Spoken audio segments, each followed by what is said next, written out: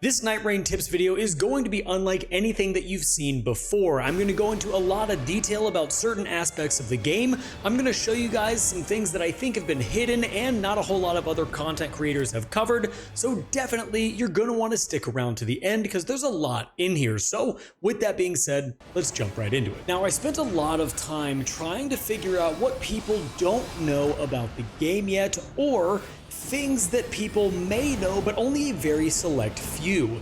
The majority of the player base may not know the tips and information in this video, and I really tried hard to make sure this wasn't just another go get some flasks at your churches or hit these particular places on the map. So with that out of the way, the first thing that I want to make you all aware of that I didn't realize until very recently is that you can use Blackflame armament with Iron Eye's bow.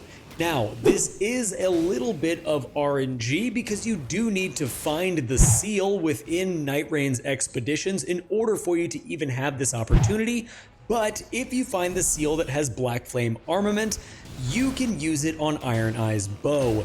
This makes his bow an absolute monster, and it doesn't matter at what point in the game that you find this. If you're at the very beginning of the game and you can equip the Blackflame armament seal with his bow, you are going to be taking out enemies incredibly fast. Now, I will say that the incantation doesn't last for a long time on Iron Eye's bow. However, it lasts long enough for you to get at least 8 to 10 shots off, and then you can use that incantation again. I have absolutely loved when this has been in my expeditions because I am an Iron Eye main. But this is just something that I think all people should know, and if you're not taking advantage of the extra damage with how good Blackflame is, you definitely need to be trying this out. The next thing I want to make you guys aware of is that there are 3 chests within the castle that I'm pretty positive 97% of the player base is running past. I didn't realize this until very recently as I was exploring the castle trying to figure out where exactly everything is, and because this is a timed game and you only have a certain amount of time to get things done, there are many areas in this game that I think go unexplored. If you head to this location here on the castle, you're going to find a broken courtyard with a bridge that has a broken section in it. You need to jump over that bridge and then run up the wall that's broken over here on the ruins of the spire and make your way up to the very top.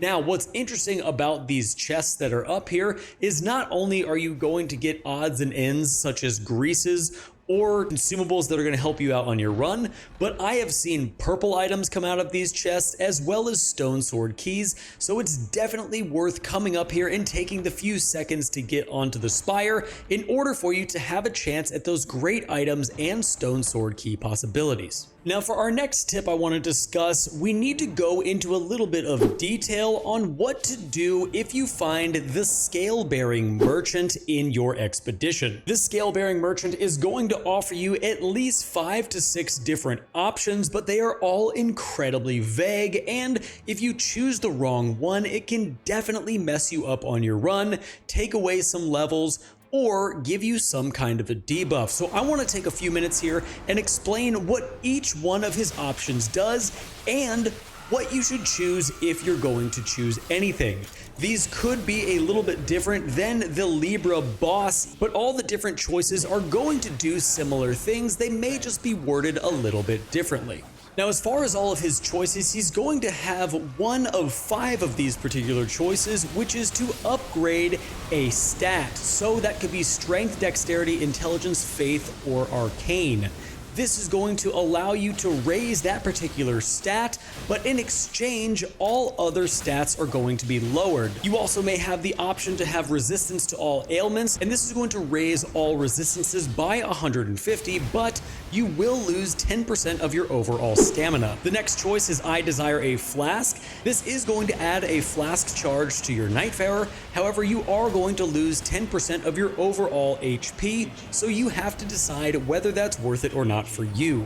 The next one is I desire a powerful weapon. You lose 2 levels when choosing this particular option, but you will receive one of the best weapons in the game, such as the Black Knife, Erdtree Bow, Fingerprint Stone Shield, or Dovis's Greatsword, and more. The next choice he could have is I want to gain many levels.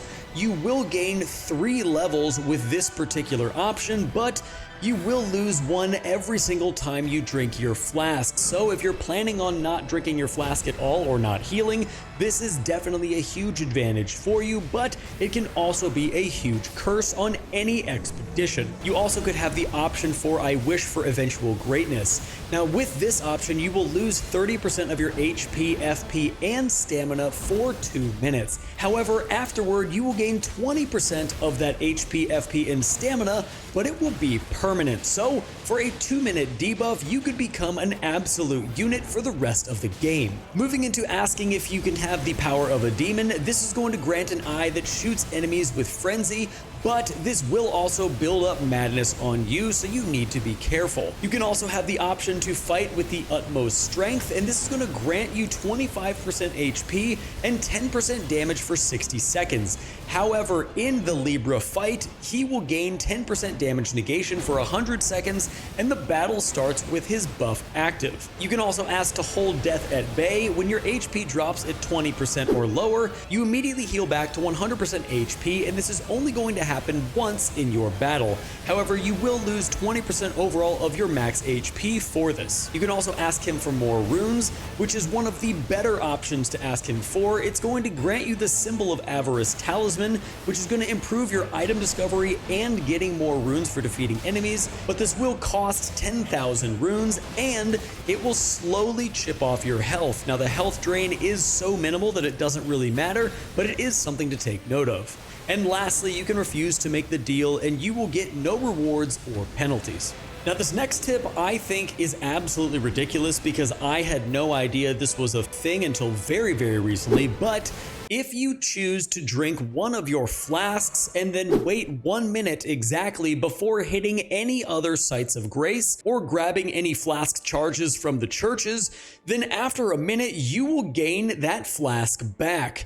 I'm going to put a time lapse here as you can see while I'm talking about this, and you can see exactly what happens when I drink the flask and then a minute later you automatically get that charge back. I don't know how viable this is as an option for people because technically you are hitting grace sites really fast in this game, but it is nice to know that if you don't have a flask, you can wait 1 minute to get that back. Now we talked already about hidden chests within the castle, but there is one hidden chest that I also think most people miss in the very small castles located right here on the map.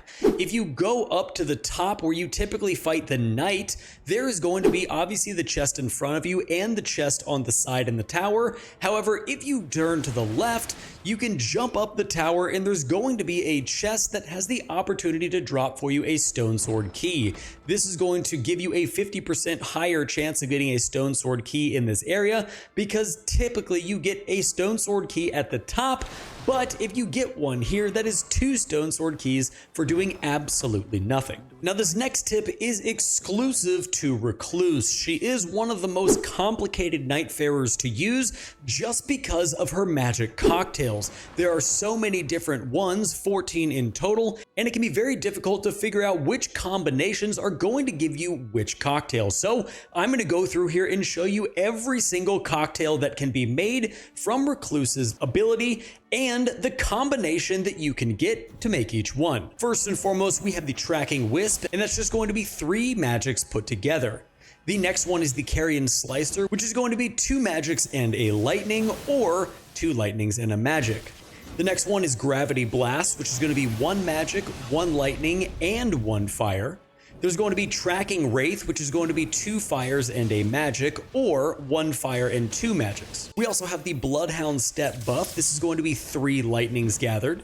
We also have Blink Bolt, which is going to be 2 lightnings and a fire, or 2 fires and a lightning. And we also have the Molotov, which is going to be 3 fires gathered. Next up, we have Infinite Mana, which is going to be 2 holies and a magic, or 2 magics and a holy. We also have Ice Storm Block, which is going to be 1 holy, 1 lightning, and 1 magic. We have an armor buff, which is going to be 3 holies. We have Mixed Breath, which is going to be 1 holy, 1 magic, and 1 fire. We have Auto Parry, which is 1 holy and 2 lightnings, or 1 lightning and 2 holies. We have Lightning Rod, which is 1 holy, 1 lightning, and 1 fire. And then lastly, we have Warming Stone, which is 1 holy and 2 fire, or 2 holy and 1 fire. Hopefully that helps you out, considering there are so many different combinations and you really have to put together which ones you want to use by the different stabs you can find. But overall, that is going to be your cheat sheet for Recluse's cocktails. Now for our next tip, there is potential that you are leaving behind talismans that are free and out in the open that are not the scarabs or the merchants around Limveld. If you go into the ruins, there are going to be illusionary floors that lead down to secret chests. These chests are going to hold purple items as well as talismans that you can use on your run. This is incredibly helpful and can definitely give you a leg up early, so I highly recommend you stop by the ruins and look for these illusionary floors. You can hit them, roll on them, and sometimes even jump on them. Regardless, go to these ruins and get your free talisman. Now, it's no secret that you can get downed while fighting an enemy and have a really hard time getting back up because teammates are fighting, or there's other things going on your expedition. However, did you know that if you get downed, you can crawl up to a site of grace, and the site of grace will lift you up immediately without needing teammates. If you do have teammates that are playing a little bit selfishly or just can't get to you right away, you need to start crawling as fast as possible to get back into the fight. Now, this next tip is more for the beginning of the game because the damage kind of falls off as you progress, but quit leaving pots on the ground. Flame pots, lightning pots, blood pots, whatever they may be, are absolutely critical, and the damage is insane at the beginning of the game, pretty much until you get to around level 5. You can absolutely crush these smaller bosses in these small areas with pots very easily. So anytime you see them on the ground, especially at the beginning, because they are typically all over the very first campsite you invade, grab all these pots because they are only going to speed up your run as the damage is fantastic. Next, when you're on day 2, stop killing campsites or small castles. Those all should be prioritized on the very first day. Get as many of those done as you can because day 2 is for 2 specific things on your run. First off, if there is a shifting earth, you need to book it to that location and do everything there as fast as possible. That is going to give you the most runes. It's also going to give you extra power for your run, and it's going to give you better weapons than if you just go to these small campsites or castles. They are a complete waste of time on day 2. And the second thing you need to look out for is going after every single large field boss that you can. These also are going to be really great for you getting purple and epic weapons, and the runes you get for them are going to be exponentially greater than if you go back to these smaller areas on the map. The name of the game is efficiency, so do the small things first while your level is low, and then after you get to about level 9 or 10, everything should be focused on getting these big, large bosses down and your shifting earths done.